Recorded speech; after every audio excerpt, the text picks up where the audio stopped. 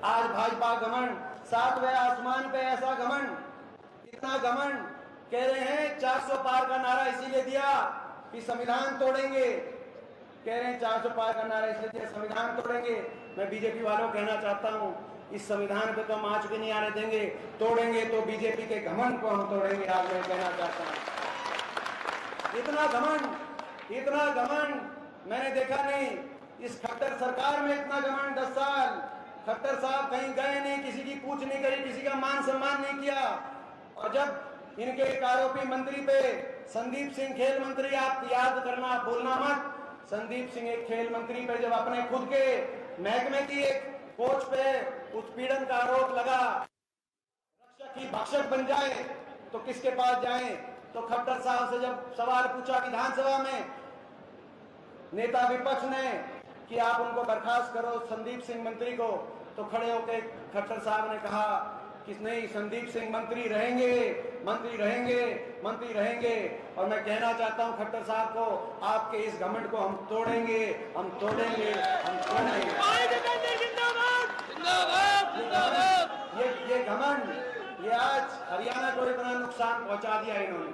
तो आज एक संकल्प है, ये एक वोट है, लेकिन ये वोट देश के लोकतंत्र को बचाने की भी वोट है। ये एक वोट हरियाणा को विकास और खुशहाली की पटरी पे लेके जाने की वोट है। ये एक वोट देश के संविधान को बचाने की ये वोट है। ये एक वोट भिवानी को और पूरे प्रदेश को विकास की पटरी पे रफ्तार से आगे लेके जाने की वोट है। ये एक वोट किसान को न्याय दिलाने की वोट है, उन 750 परिवारों को न्याय दिलाने की वोट है। ये एक वोट हमारी बहन बेटियों के मान सम्मान के साथ जो खिलवाड़ किया, उस अपमान का बदला लेने की ये वोट है। ये एक वोट जो संविधान को तोड़ने की, आज गरीब वंचित वर्ग के अधिकारों को छीनने की जो बात कह रहे हैं, उन ताकतों को जवाब देने की ये वोट है। इस वोट का प्रयोग आप सोच समझ के करना, ऐसा प्रयोग करना कि पूरे देश में आज आपका और हमारा, मैं समझता हूं, नाम पूरे देश में हो। मैं आखिर में यही कहना चाहता हूं, आपकी सरकार बनेगी हरियाणा में। हरियाणा में सरकार बनने जा रही है और सरकार बनते ही हरियाणा को आगे लेके जाने के लिए हम कदम उठाएंगे। कांग्रेस पार्टी के केंद्र में सरकार बनते ही हम कदम उठाएंगे। सबसे पहली कलम से बड़े बुजुर्गों की 6000 बुढ़ापा, देश में सबसे ज्यादा बुढ़ापा पेंशन करने का काम करेंगे। इसके साथ साथ हमारी महालक्ष्मी योजना हमारी महिलाओं के लिए, माता और बहनों के लिए, घर में एक महिला के लिए बुढ़ापा पेंशन से अलग अपनी माता बहन के लिए 8500 की पेंशन बनवाने का काम एक माता बहन का करने का काम, क्योंकि महंगाई बहुत होगी, आपको पता है। इसके साथ साथ हिमाचल प्रदेश की कांग्रेस पार्टी की सरकार के तर्ज पर हरियाणा में भी बिजली उपभोक्ता को 300 यूनिट फ्री बिजली के दिलवाने का हम काम करेंगे। आपको याद होगा जब हमारी सरकार बनी थी, कांग्रेस पार्टी की सरकार बनी थी, तो सबसे पहली कलम से 1600 करोड़ के बिजली के बिल किसान के, गरीब के माफ करने का काम हुड्डा साहब ने उस समय किया था।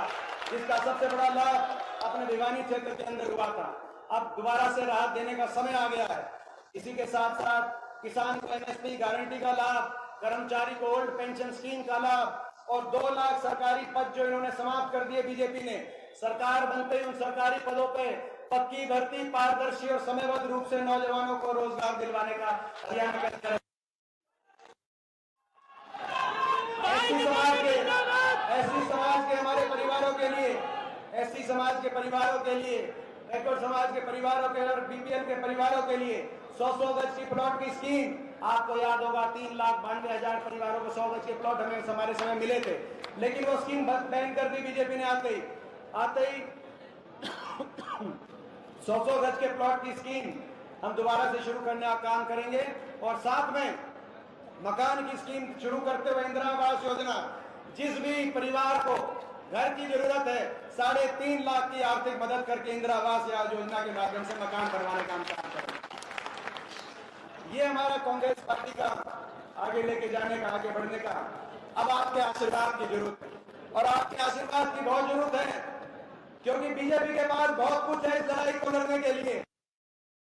बीजेपी के पास सत्ता बल है, बीजेपी के पास 2 सरकारें हैं, दिल्ली में भी सरकार है, चंडीगढ़ में भी, बीजेपी के जेब में देश का मीडिया भी है, मीडिया भी बीजेपी की गोद में है कि नहीं है? मैं पूछना चाहता हूं। मीडिया भी बीजेपी पे प्रभाव में ज्यादा है, सत्ता बल भी इनके पास है, मीडिया बल भी इनके पास है, धन दौलत पैसा भी बीजेपी के पास छुट्टी का इतना पैसा इकट्ठा कर लिया है इन्होंने लूट का, जिसका कोई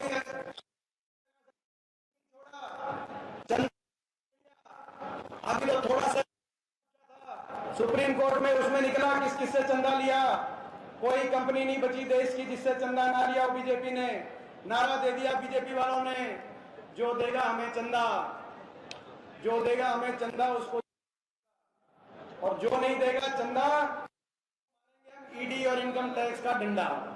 आपने देखा तो कर लिए चंदा लेने में कोई कंपनी नहीं छोड़ी। कोरोना का जो टीका लगा था, कोरोना के टीके वाले से भी 450 करोड़ का चंदा ले लिया। आपने देखा आपने किस किस ने टीका लगाया था? एक बार हाथ खड़ा करके बता ना, किस किस ने टीका लगाया था कोरोना का?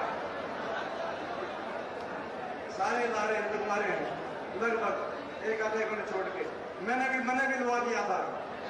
पहले मैं लुआ नहीं रहा था, लेकिन घर में कई दिन कलेश रहा। पापा मम्मी ने जब घनी जिद करती तो मैं लगा ले भाई, मैंने भी लुआ दिया। बाद में पता चला कि 450 करोड़ चंदा बीजेपी को देके वो टीके की कंपनी ने। अगर टीके में कोई कमी नहीं थी तो बीजेपी ने चंदा लिया क्यों? और अगर टीके में कमी थी तो हमारे टीका लुआया क्यों? तो आज ये कहने का मतलब ये है, ये लड़ाई है। मैंने पिछली बार ये लड़ाई लड़ी, मैं अकेला विपक्ष का सांसद था। मुझे रोकने के लिए रोहतक लोकसभा में मैंने देखा बहुत चक्रव्यूह रचे गए। बीजेपी के पास बहुत ताकतें हैं, सरकारें भी इनकी हैं, सत्ता बल भी, धन बल भी, पैसा भी, मीडिया बल भी, सब कुछ का ये प्रयोग करेंगे।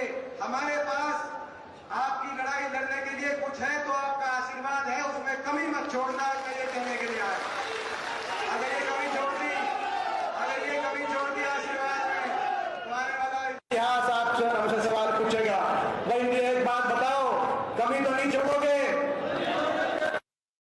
भाई निश्चिंत होकर, भाई लोहारू की लीड ये बताओ। अभी दादरी वाले कह रहे थे कि भाई हमारी दादरी से सबसे ज्यादा लीड आएगी, बारडा वाले कह रहे थे बारडा से सबसे ज्यादा लीड आएगी। मैं ये पूछना चाहता हूं, महेंद्रगढ़ वाले कह रहे थे कि दान सिंह जी महेंद्रगढ़ से हैं, सबसे ज्यादा लीड हमने नहीं दी तो हमारा महेंद्रगढ़ से होने का फायदा नहीं।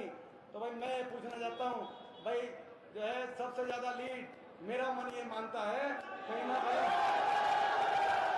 बताओ भाई, जो बात कही हो भाई, देखो 4 को जब गिनती होगी तो भाई आज की मीटिंग मेरे याद आनी चाहिए जब लोहारू का नंबर आए और नंबर 1 पे लोहारू दिखे तो आज की।